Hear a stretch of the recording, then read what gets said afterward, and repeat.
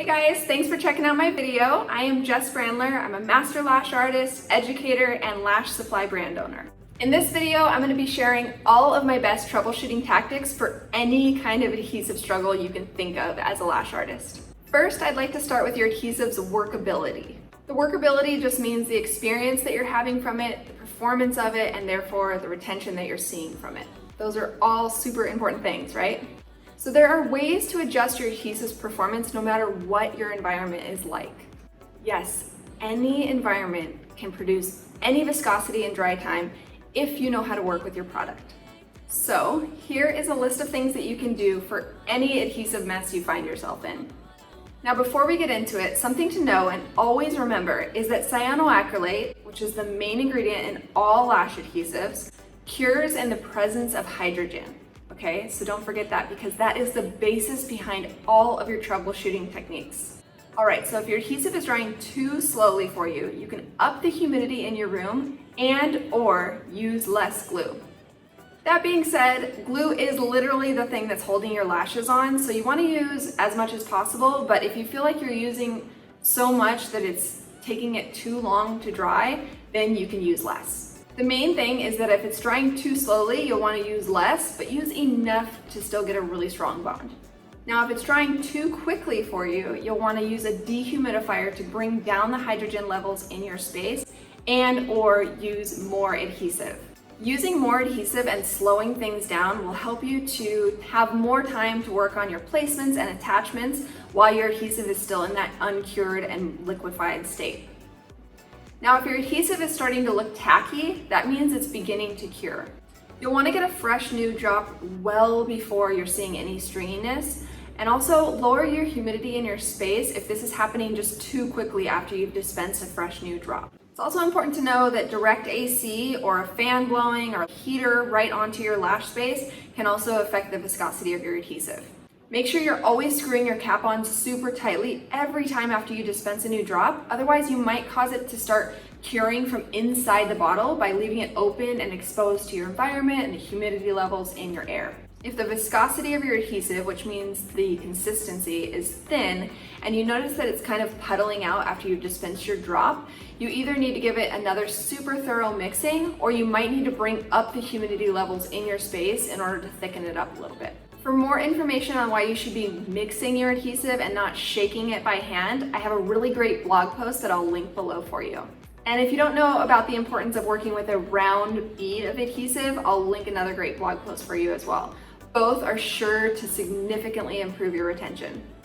Now here's another big one. If your lashes are popping off when you're brushing through the lash line, you may think it's your adhesive, but that's only slightly true. Here are some other things you might want to consider. You might not realize it, but your adhesive may have already cured before you ever even made contact with the natural lash.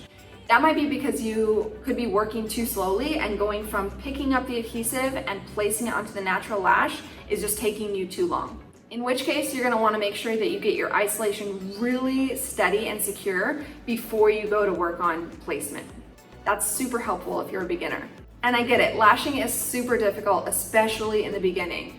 But I cannot tell you how many times I've seen this to where a lash artist is working slower and they pick up the adhesive and it's taking too long and it's already cured. It's not going to last, it's not going to create a strong bond because it's pretty much already cured by the time it even gets there. Or another thing I've seen so many times is that you go to place it and you accidentally, because there's a lot going on and you're overwhelmed, wipe the adhesive off onto a nearby lash, which is the worst case scenario because then you're causing stickies, or onto the gel pad or your tweezer or somewhere it's getting bumped off and pretty much wiped off so that when you go to place it, there's like hardly anything left.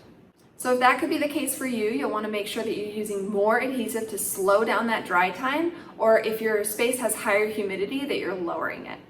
Another reason why your lashes might be popping off is that your bonds might not even actually be securely attached.